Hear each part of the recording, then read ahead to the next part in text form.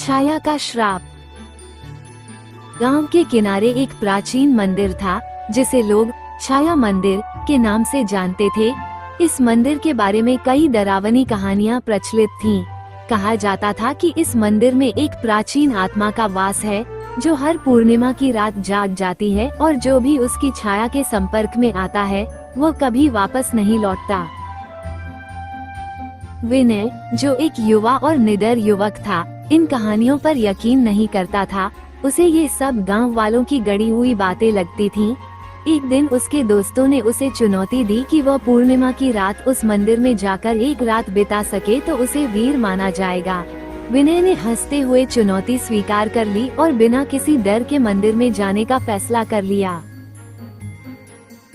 पूर्णिमा की रात थी, चांद अपनी पूरी रोशनी बिखेर रहा था।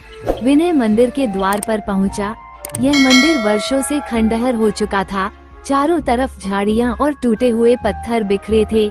हवा में एक अजीब सा सन्नाटा और ठंडक थी। विनय ने हिम्मत जुटाई और मंदिर के अंदर दाखिल हो गया। मंदिर के अंदर प्रवेश करते ही उसे कुछ अजीब महसूस हुआ, जैसे कोई उसकी हर हरकत को देख रहा हो। दीवारों पर प्राचीन चित्र बने थे और हर चित्र में एक छाया दिखाई दे रही थी जो एक इंसान जैसी दिख रही थी। विनय ने इसे नजरअंदाज किया और मंदिर के बीचों बीच जाकर बैठ गया। विनय ने जैसे ही वहां बैठने की कोशिश की, अचानक एक ठंडी हवा का झोंका मंदिर के अंदर बहने लगा। उसे ऐसा लगा कि मंदिर के हर कोने से कोई फुसफुसा रहा है। आवाजें अस्पष्ट थीं, लेकिन ऐसा लग रहा था जैसे कोई उसे चेतावनी दे रहा हो, भाग जाओ, यहाँ से दूर हो जाओ। विनय ने हंसते हुए कहा, ये सब मेरी कल्पना है, मुझे डराने की कोशिश की जा रही है।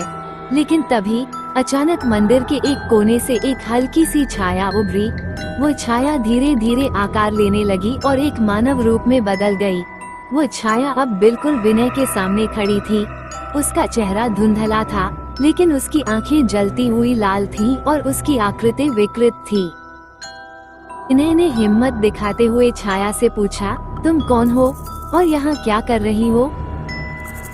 छाया ने धीरे धीरे अपनी विकृत आवाज में कहा, तुमने इस मंदिर में कदम रखकर अपनी मौत को बुलाया है।